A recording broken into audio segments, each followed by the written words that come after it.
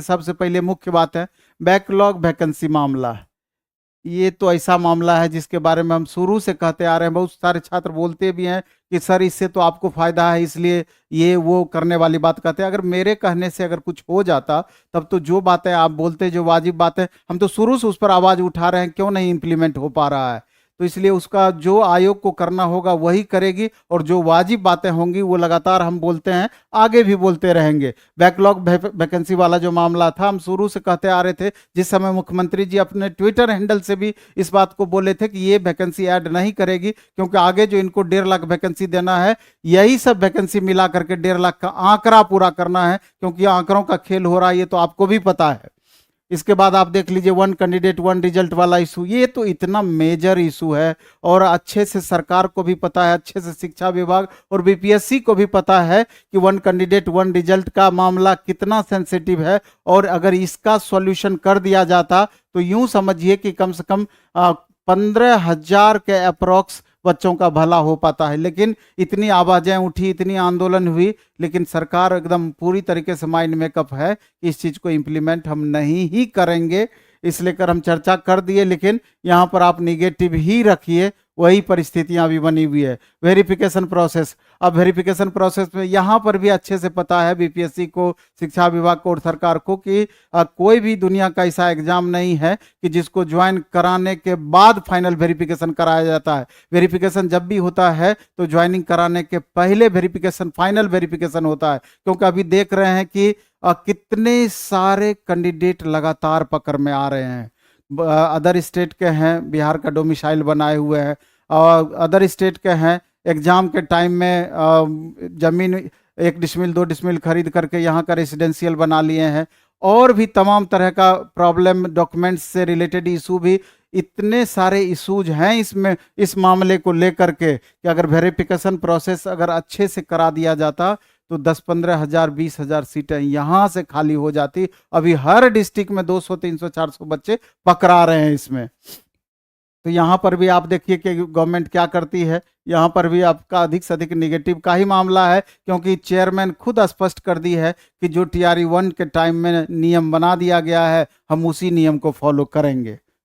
इसके बाद age relaxation का मामला, ये बहुत सेंसिटिव इशू है। आपने TRE 1 में, TRE 2 में एज का रिलैक्सेशन 10 साल का दिया, TRE 3 में आपने समाप्त कर दिया, और अभी भी बच्चे जो छात्र हैं, अभ्यर्थी हैं, लगातार इस मांग को रखे हुए हैं कि आपने 7 साल कोई वैकेंसी नहीं दिया, उसका क्या? क्योंकि एज बैठा हुआ नहीं रहता है। और उसी ग्राउंड पर जब आपने TRE 1 TRE 2 में एज का रिलैक्सेशन दिया तो TRE 3 में क्यों आपने समाप्त कर दिया?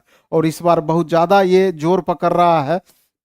मे भी TRE 4 में इसको लेकर के थोड़ा पॉजिटिव भी रिस्पॉन्स आए, लेकिन ये समय के साथ आपको पता चलेगा।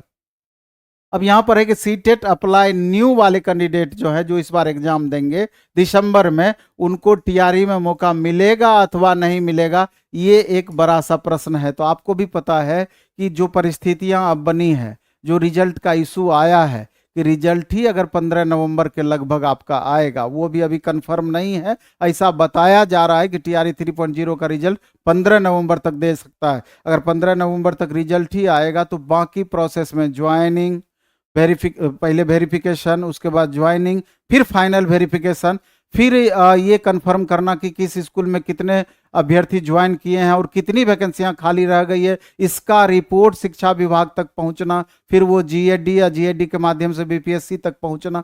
तो इन सारे प्रोसेस में मिनिमम 2.5 महीने से कम का समय, हमको ऐसा लगता है, नहीं लगेगा, उससे ज़्यादा लग जाएगा। तो पता चलेगा इस प्रोसेस में फरवरी पहुंच गया, तो फरवरी अगर पहुंच गया तो TRE 4 वाले इस बार जो सीटेट वाले अभ्यर्थी हैं जिनको दिसंबर में एग्जाम देना है, उनके लिए गोल्डन अपॉर्चुनिटी साबित हो सकता है ये चीज। इसके बाद हम जाते हैं नेक्स्ट पर, जब बढ़ते हैं तो मैथ TGT गलत प्रश्न, जिसके बारे में अभी चर्चा की, ये बहुत बड़ा इशू है। इसको लेकर के हजारों अभ्यर्थी परेशान हैं, और ये पूरी तरीके से, चूंकि एक एक मार्क्स पर क्या अंतर होना है ये सबको पता है, और लगभग मैथ में 2 क्वेश्चन हैं कि जो कि पूरी तरीके से चेंज होना चाहिए।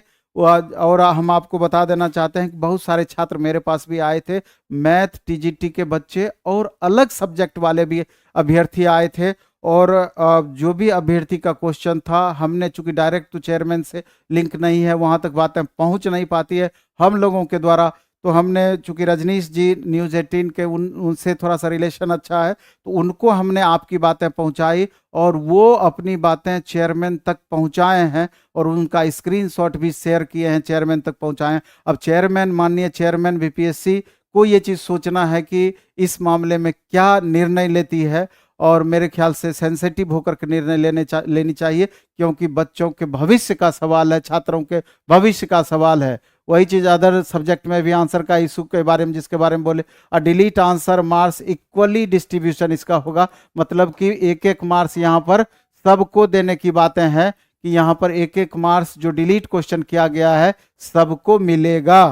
सीट की संख्या, वही जो सीट इसमें जो 1 to 5, 6 to 8 को अभी जो आया था कि कम कर दिया गया था, और फिर 12 अलग अलग जिलों को भेजा गया था इस पर डिसीजन लेने के लिए, रिवाइज करने के लिए, कि जितनी 87,700 वैकेंसी है उसमें कमी नहीं होनी चाहिए वगैरह वगैरह। अब देखिए कि वो क्या निष्कर्ष उधर से निकल करके आता है। वैकेंसी अपनी जगह सीमित रहती है कि वैकेंसी कम होता है, ये आगे आपको पता चलेगा।